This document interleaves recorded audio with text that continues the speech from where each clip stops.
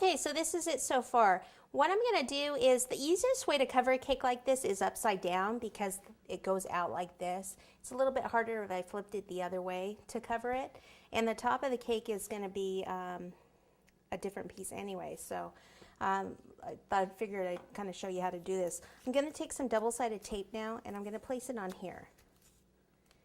And this is so I can stick the wood board. Actually, I've got the hot glue going, and I think that's going to stick a little bit better.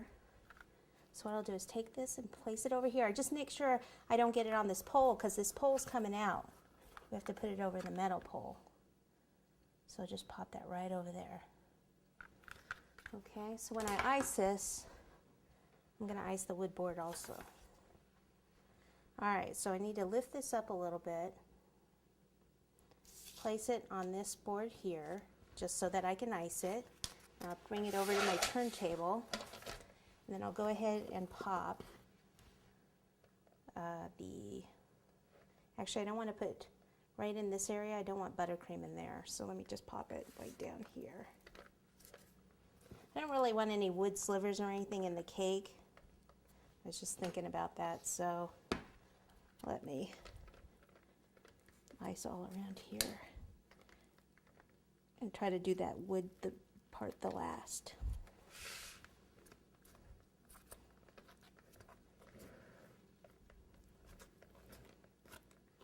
Okay, once I get that, I can go ahead and come all the way up here.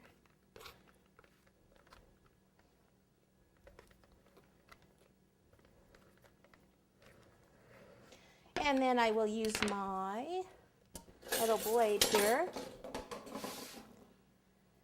at an angle.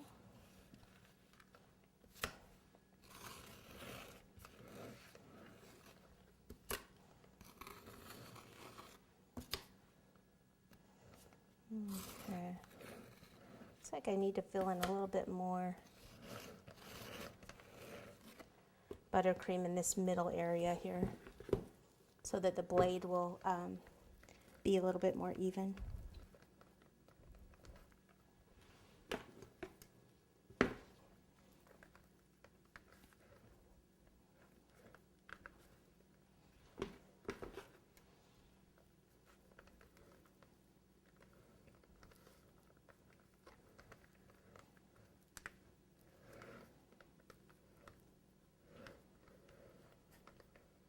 Okay, let me try this one more time, see if there's...